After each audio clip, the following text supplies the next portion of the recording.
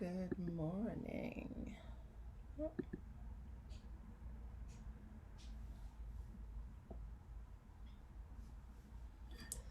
Good morning. I promise I will get back to my original time of earlier because this is too late for me. So, good morning. So, I want to talk about something today that has been on my mind to talk about. And I finally feel settled in a space to say it in a way that's clean, that doesn't have my ego attached to it. Let me put this down. So, the division of labels. I'm personally not a big fan of labels. I understand that as human beings, we need boxes to put people in so that we can figure out how to relate to them. The flip side of that is once we think we put someone in a box, now we have attributed a whole story to who we think they are and how we're supposed to relate to them. So we stop relating to people as humans and as souls, and we start relating to them as their label. So that's the premise from which I'm having this conversation with you. So, for instance, if I present as, and see what is even the label for me. I present as a black woman, though my skin is brown. I present as African American because I have ancestors that came um, from the continent of Africa. I also have ancestors who are Native American. I have ancestors who are Irish. I have ancestors who came from Belize via Spain. So I have quite a bit of ancestry. But I cannot necessarily, like, if I say, well, I'm just American, well, then that ruffles feathers. And I don't even feel really comfortable with that either. Like, I don't know. Just saying that alone just disturbs me.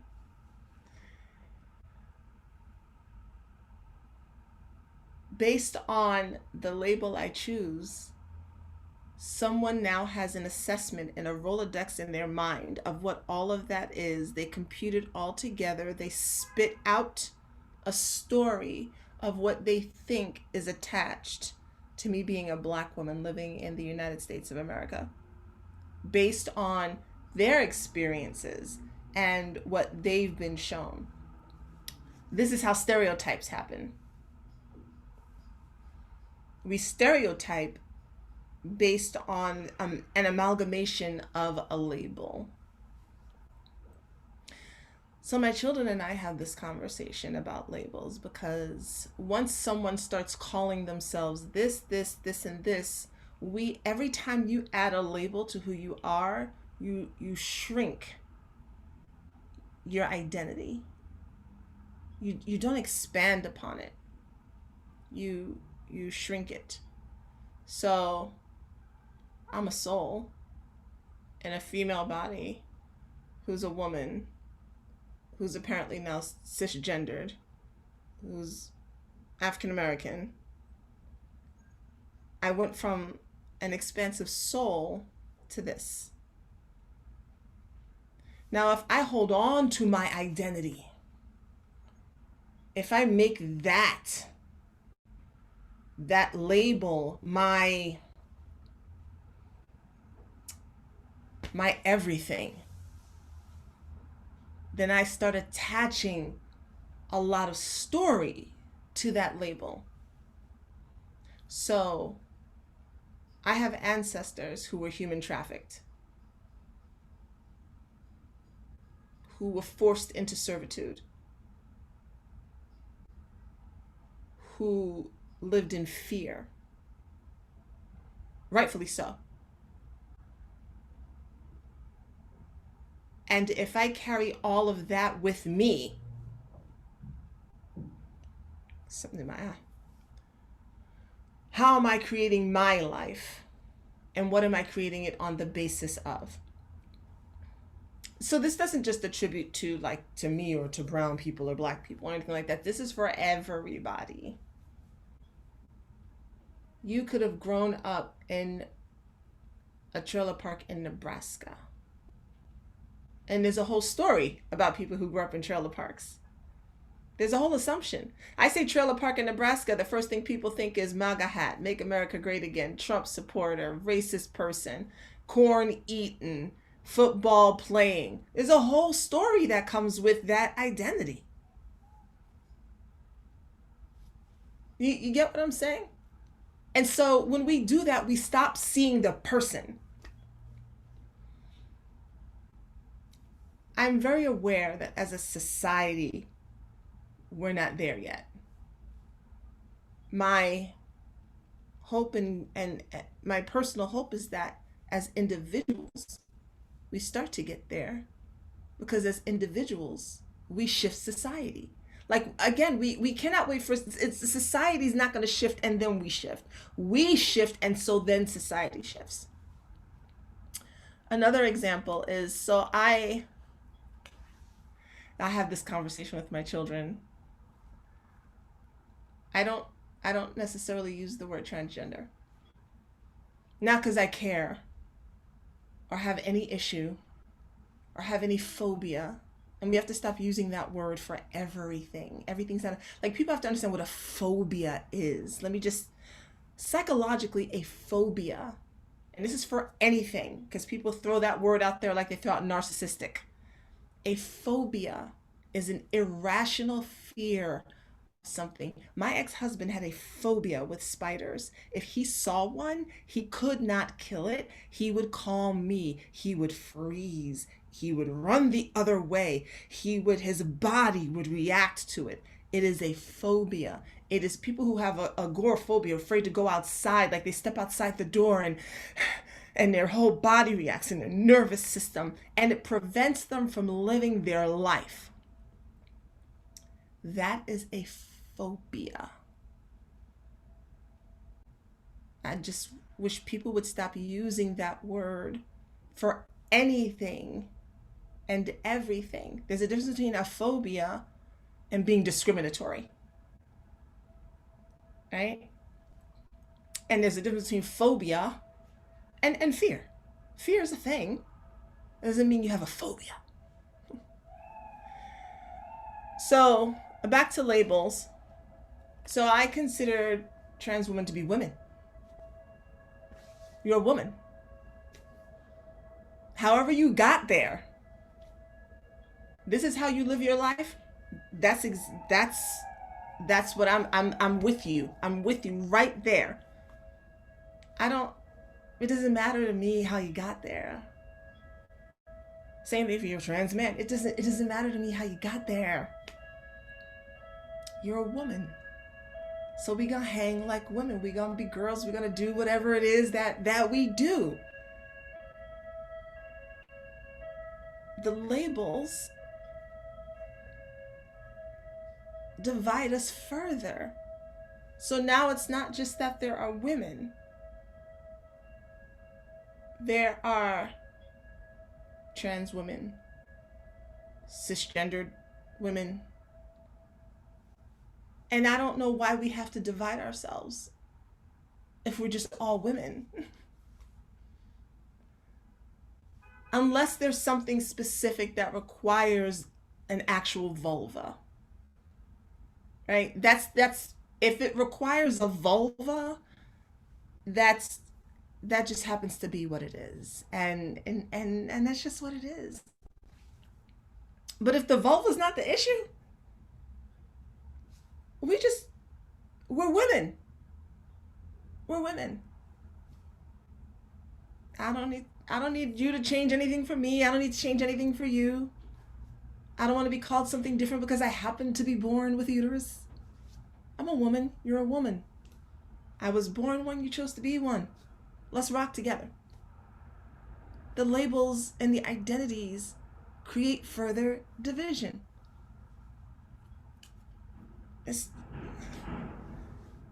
If I say, and I'm not, if I say I'm a Democrat, And that comes with a whole story. Does that mean I can't talk to Republicans? Everybody got on Ice Cube because he had his whatever his agenda was for black people. I didn't read it. I didn't read the manifesto. I didn't read what it was. I think it's really cool that someone who's in a position of power, I'm gonna get to this in a minute, that someone who's in a position of some power took it upon themselves to think about as much as they could the entirety of black folk in the United States. That's not an easy task because black folk in Compton are not the same as black folk in Harlem, are not the same as black folk in Miami or Houston or Seattle or Chicago. But he took it upon himself to do what he could to pull something together and then decided that he wanted to meet with whoever was going to be leading this country and got backlash for it.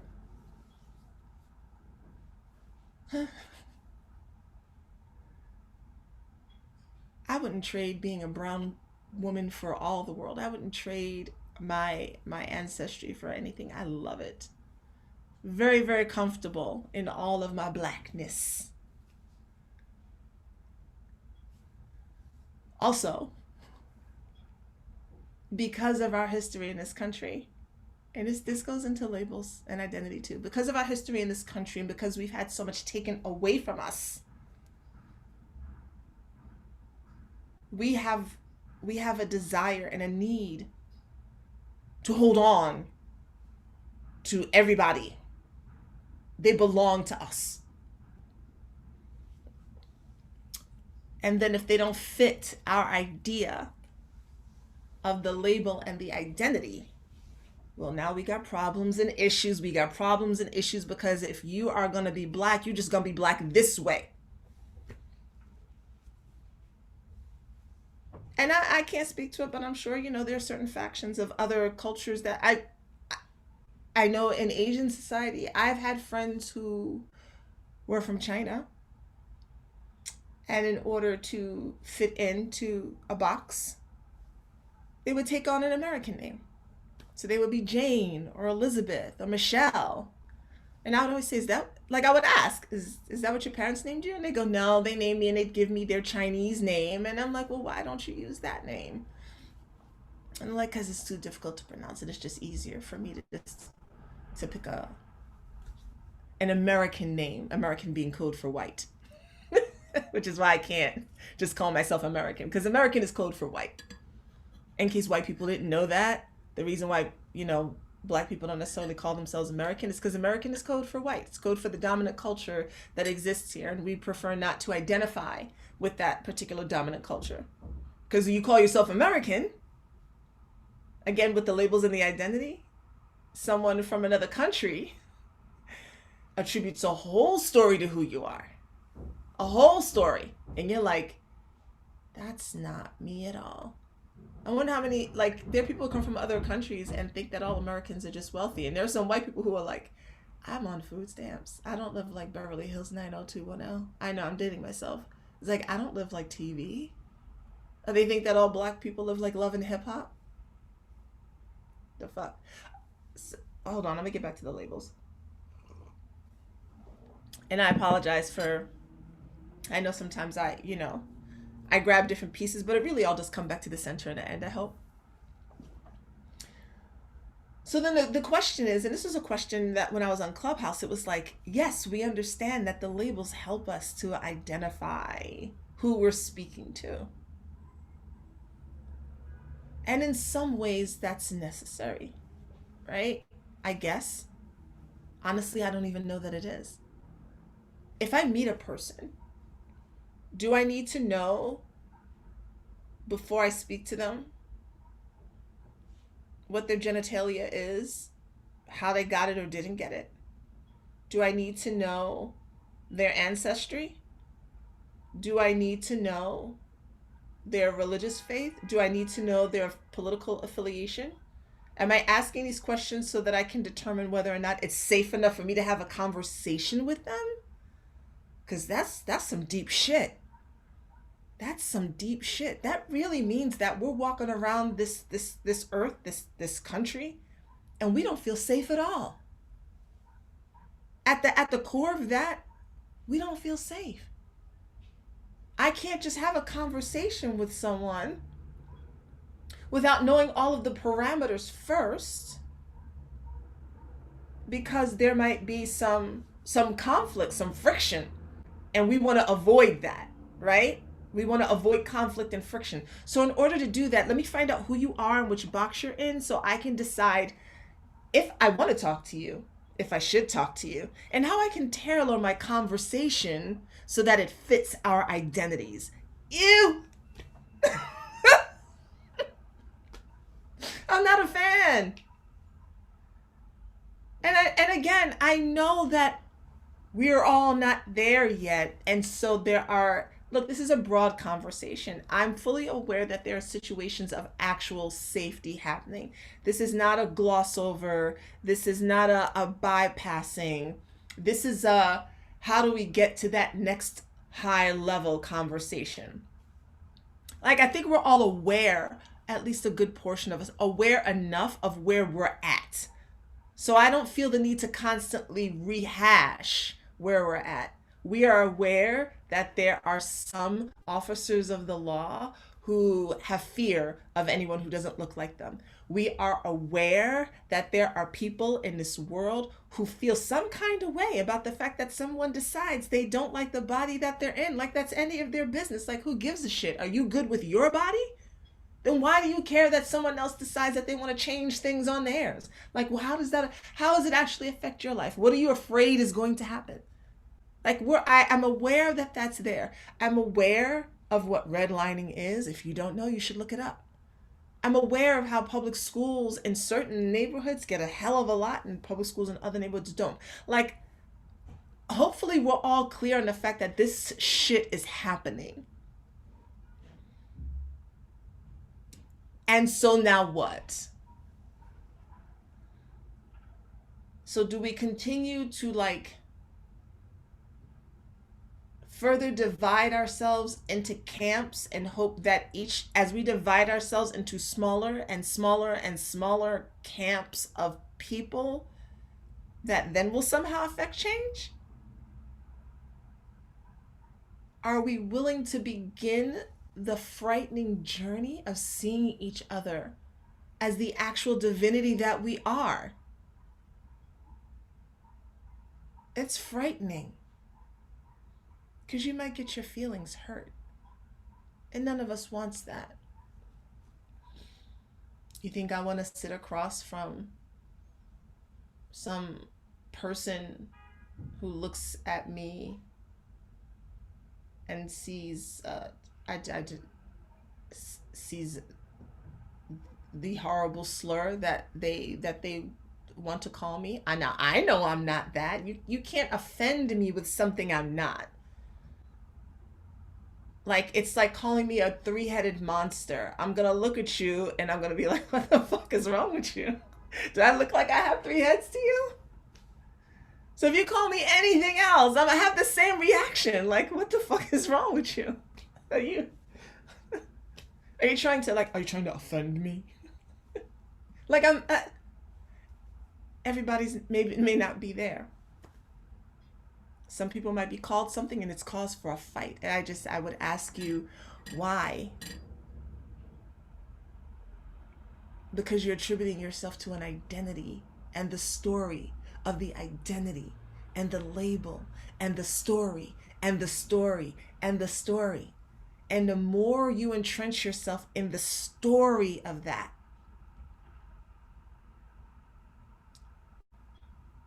the further you get away from the fact that at the end of the day, you are a divine being. This life will end. It will end. That is guaranteed for every single one of us. This is not who you are. This is who you've presented yourself to be in this realm to navigate through these experiences that you're having. But this is not your definition. This is not your definition. That's why when women have breast cancer, they have to have a mastectomy. It's like they've lost themselves because this becomes the definition of you. And then you learn that it's not a woman who's had a hysterectomy. It's not the definition of you. You lose an arm, not the definition of you. You are beyond that. So whether your skin has less melanin or more, whether you choose to keep your penis or invert it, whether you choose to keep your vulva or switch it out, whether you choose to, this red state, blue state thing just pisses me the fuck off. On paper, by the way, if you stop listening to people, seriously, if you stop listening to talking heads and you go look up the platforms of different political parties and no one told you what they were, you might say, oh, that sounds reasonable. You might. There's several different platforms out there. You might say that sounds reasonable. But then if someone says, and they peel back the label and they tell you what it is, you're gonna be like, oh, hell no, like a game show. Oh, no, I kind of agreed with that. No, I can't agree with that. That's not who I am. That's not what I was taught to believe. No.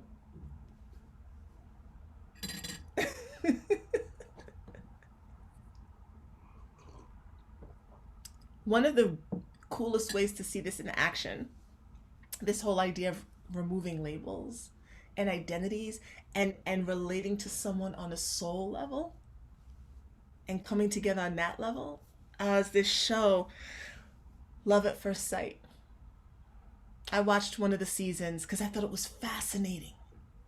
So the premise of the show, if you've never seen it, go look it up, is that you meet each other in these pods. You never see each other. You never see each other. You talk to each other about your hopes and your dreams and what you think, and you know how you feel about different areas, politics, sex, and all of that stuff. And people begin to form connections based on that. And then only when you've decided that you love this person, never seen them, love this person, they could have no legs, love this person, and you ask them to marry you, do you get to see who they are on the other side? Because you fell in love with the essence of the soul within, not the identity. Now, this is hard for some people because there's a feeling that if you take away my label and my identity and my story, who am I? Where do I belong? Who's my tribe? I need an identity and a story so that I know where I fit in the world. So I know how to move. I get that. And that's been a part of our evolution as human beings. And maybe a part of this new evolution is that we're beginning to move beyond that. Not in the next 5 years, y'all. The fuck? This is time is not like, this is not gonna happen in 2025. But maybe this is a part of that next level of evolution. Right now it feels like we're contracting. Everybody's in their own little separate space, and like the universe and like how we breathe, that has to happen, right? And so maybe right now we're contracting into that, but eventually maybe we'll begin to expand and move beyond that and begin to connect on the level of divinity. Can you imagine a world like that? And there are people who are so attached to their story and identity that to lose that, they would rather die first. They would rather kill off other people. Can you imagine what that must feel like? I have to cling to the thing I think I am. I've completely lost the idea that I am a soul in a human body. And I must kill other people in order to preserve my identity. Wow. That's just wild to me. So as always, I like to leave you all things to ponder. I'm not a fan of the labels. I don't even like them in the poly community. I try not to use them. It's just people don't. They're like, so what are you? And people are like, how long have you been poly? And it's like, well, what's your dynamic? What the fuck? What does that even mean? I mean, I know what they're talking about in the poly world, but come on. Can we just meet and vibe as people and be friends? And then see where that goes? Like, what difference does it make if I tell you right now that and this is not even true, but my dynamic is I'm looking to, like a triad or a quad or whatever.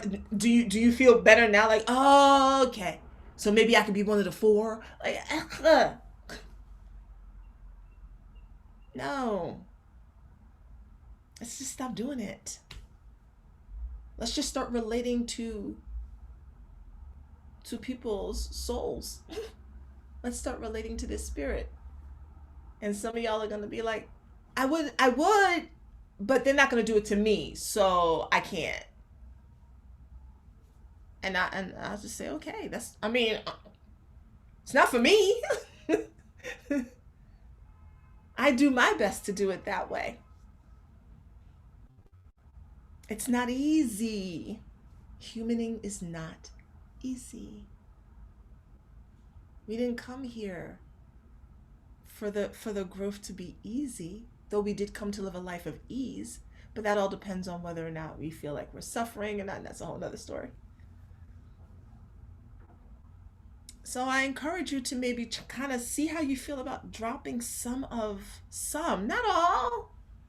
I mean, look, I'm a woman. I'm not ever probably going to call myself a cisgendered woman. I'm just not going to do it. I don't see why. I don't see why I need to separate myself from a woman who didn't happen to have a vulva. I don't understand why I need to do that. She's a woman, I'm a woman. I'm not looking for any special treatment because I have one. I'm assuming she's not looking for any special treatment because she doesn't. We're women. Let's just be women. So you're not going to see me using that. I will call other people what they desire to be called. Right? I mean, I don't want you to call me Marsha when my name is Maisha. People do it all the time, and I correct them.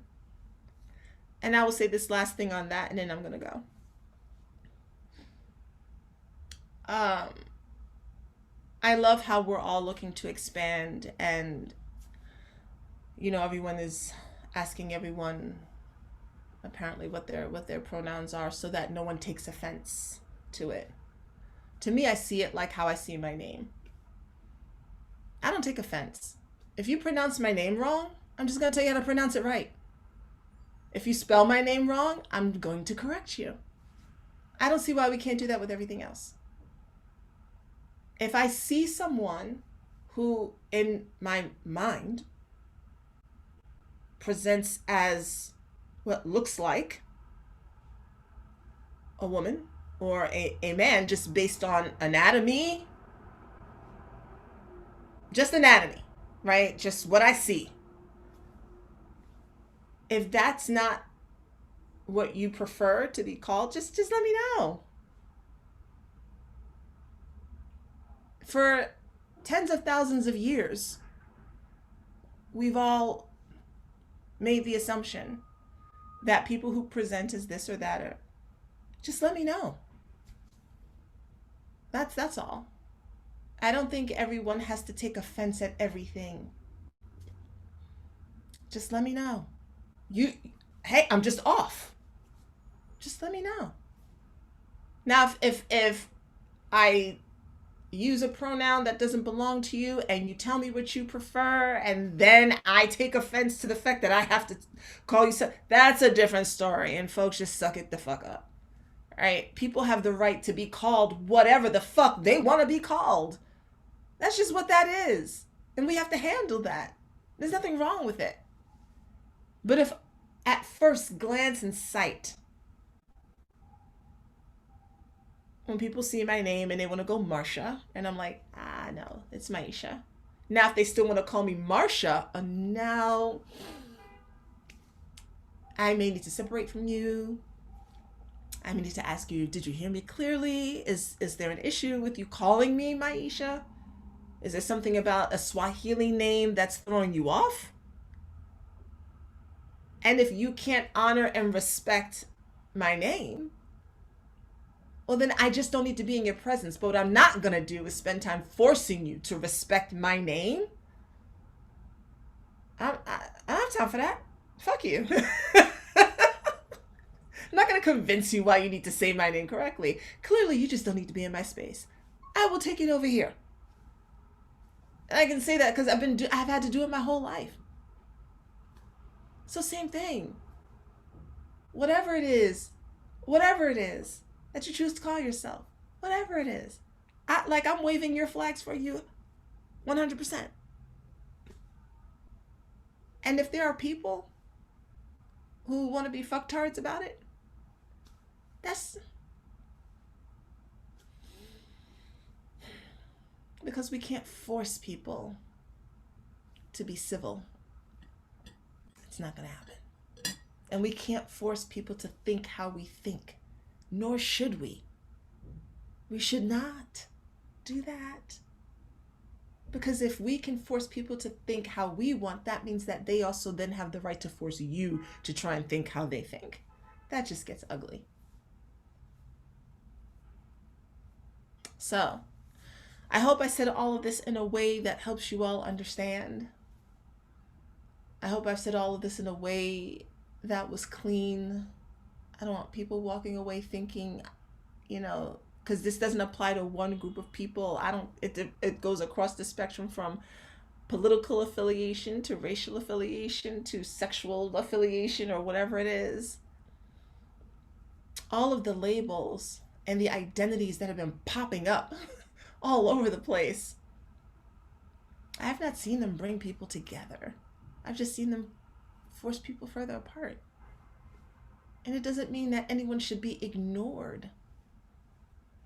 Because you're more than, what I'm trying to tell you is you're more than the identity in the label. You're not just that. You're not just that. And I wish personally that everyone could see and understand that. When I see you, I'm looking at you. I'm looking at you, the individual. I'm looking at your divinity, whomever you are. Because if I continue to only see you as a part of a collective group of identity, how do I ever grow? How do you ever grow? People, a person, cool. Sometimes when people get together in a collective, they get stupid like sheep, But if we can just keep working with each individual, sit across from an individual, have conversations with an individual, learn from an individual, that individual does the same, does the same, does the same. And the next thing you know, people are changing.